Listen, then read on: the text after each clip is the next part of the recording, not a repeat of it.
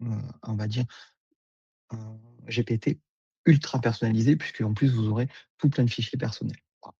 Vous pouvez lui dire également d'utiliser tel ou tel GPT. J'espère que vous savez la différence.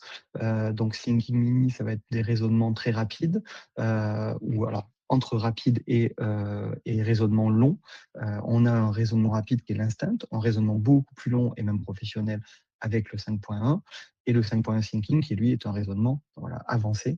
Alors utilisez plutôt les 5.2, aujourd'hui on est sur du 5.2.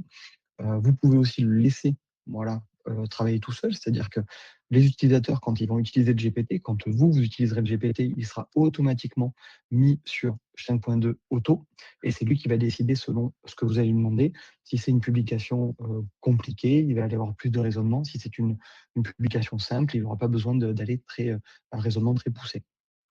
Vous allez pouvoir lui dire aussi de rechercher sur le web. Vous allez pouvoir lui dire aussi d'utiliser des applications, qui sont, directement, dans, votre ChatGPT que vous aurez connecté et là, ça va permettre vraiment, d'être encore plus personnalisé. Mais là, ça serait, un webinaire entier pour vous expliquer tout ça. La possibilité du Canva, c'est-à-dire que vous allez pouvoir écrire directement dans la réponse, sans avoir besoin de réitérer des questions, et vous allez avoir votre réponse où vous pourrez venir modifier des mots, rajouter des choses et également lui demander de modifier des choses. La génération d'images directement, donc illustration, et il va pouvoir aussi interpréter des codes et analyse de données, c'est-à-dire, analyser des fichiers que vous lui redonnez, mais aussi en créer ou en modifier. Voilà. Donc ça, c'est à vous voilà, de décider comment votre GPT doit fonctionner.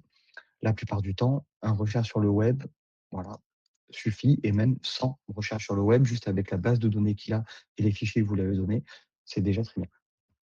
Donc là, on voit que le GPT, en fait, s'est mis à jour au fur et à mesure. Donc là, je vais tout simplement faire créer. Je vais le faire juste pour moi, pour l'instant, et j'y vais et je le mets à jour. Et donc, je vais le retrouver directement sur le côté gauche, donc dans mes GPT, dès que je l'aurai utilisé. Voilà. Donc là, il est en ligne, donc il est accessible. Donc je peux revenir sur mon GPT classique.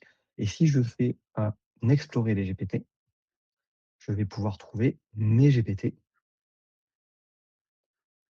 Alors, j'ai vu qu'il y avait une question sur la personnalisation de GPT. Alors oui, la version donc, GPT, il faut au moins avoir le GPT Go ou GPT+, ou ChatGPT+, pardon, pour pouvoir, utiliser les GPT, les personnaliser. Mais vous pouvez très bien utiliser déjà des GPT, qui sont créés. C'est-à-dire que